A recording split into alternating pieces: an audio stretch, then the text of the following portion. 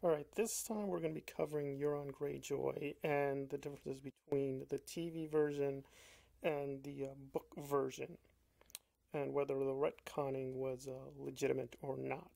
I'm going to skip ahead and agree with probably the majority of people that the retconning is illegitimate. There are just so many places to even begin. Euron in the book has an eye patch, he's lost an eye, he has purple lipstick, he dabbles in the dark arts, he calls himself a god, he's seems to be an atheist. There's just a huge amount that keeps going on with him in terms of his backstory. He's also not very reliable, he's always lying about himself. He's constantly manipulating other people. There's a lot of Littlefinger in Euron. Now, the Euron we encounter in the TV show is a lot different. He has two eyes.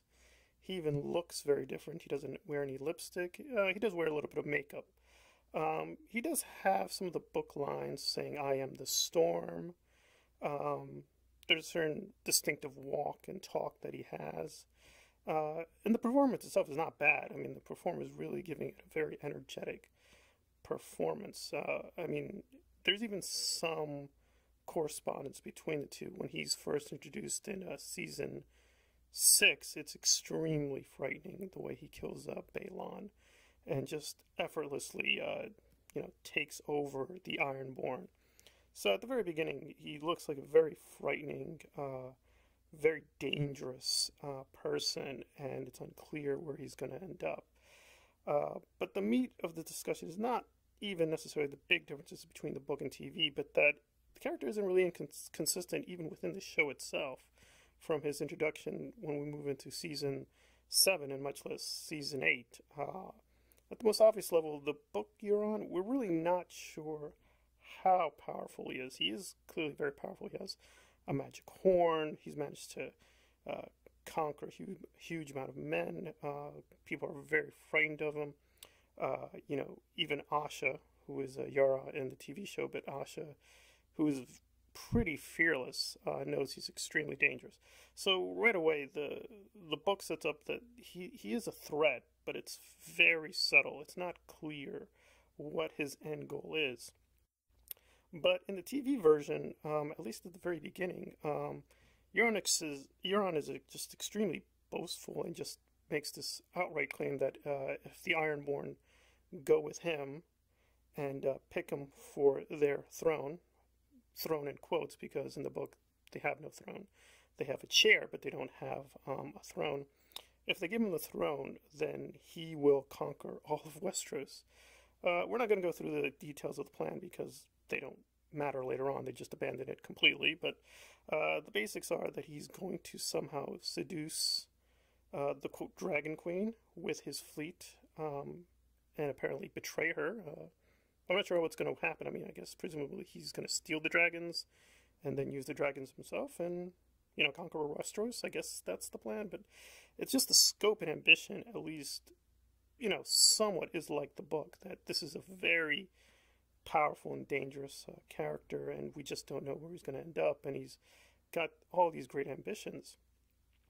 And then as season 6 progresses, even through the midway point, it seems like he's going to do what he says he's gonna accomplish. I mean, one of his first acts as quote king is to try to kill off Theon and Yara. And he doesn't really follow through on that, but again, we're given like a lot of clues that this is just the beginning, and he's definitely gonna go after a huge amount of people. But then when we start moving into season 7 and 8, a lot of things happen. One of the most obvious is that he just changes the plan radically. He no longer is going to go after the Dragon Queen. He's going to form an alliance with Cersei. Not really explain why he changes his mind. He just does. So he plans an alliance with Cersei. Now he says he wants her, and I think some of the more naive or hostile commentators, again, I'm just trying to be objective here, it's pretty obvious he's just lying, and Cersei knows he's lying, and he knows he's lying. So they seem pretty clear if you go back to those scenes that it's transparent. He doesn't care about her. He does, however, want a powerful ally, and she wants the same thing. Okay, so far so good, but then when we get to the punchline, it's pretty astonishing. I mean, there's nothing wrong with Euron having a huge amount of power. Or because again, he's established as just through the killing of Balon, he is pretty ruthless. But just the amazing amount of power that he has in just taking care of like entire groups of people. He takes out huge amounts of the characters from Dorne. He just effortlessly wins against Yara, and Theon just flees in fear. And it's okay. You know, we can be divided. Maybe, you know, Theon was obviously scared, and again, he could have caught them off guard. The problem is just the consistency with how much power he has. It's just way too much, way too fast. And you think, okay, they've given us a great introduction, and there's some interesting things going on. Near the end of season 7, it appears like there's a bit of a twist, like after being shown the threat of the zombies, Euron is going to go away. No, it turns out that was just a bit of a theater between him and Cersei, and that he's still going to help her out. And so going into the final season, you're like, okay, maybe they're just going to balance the character out, make him a little bit more complex, and, you know, kind of just restrain the performance, which again is fine, because that's the character. The character's supposed to be outlandish, but how outlandish do you get before it just becomes too ridiculous? And again, Euron isn't the worst case. It's just so explicit that nothing can hurt him. He can do whatever he pleases. He can say the most outrageous thing.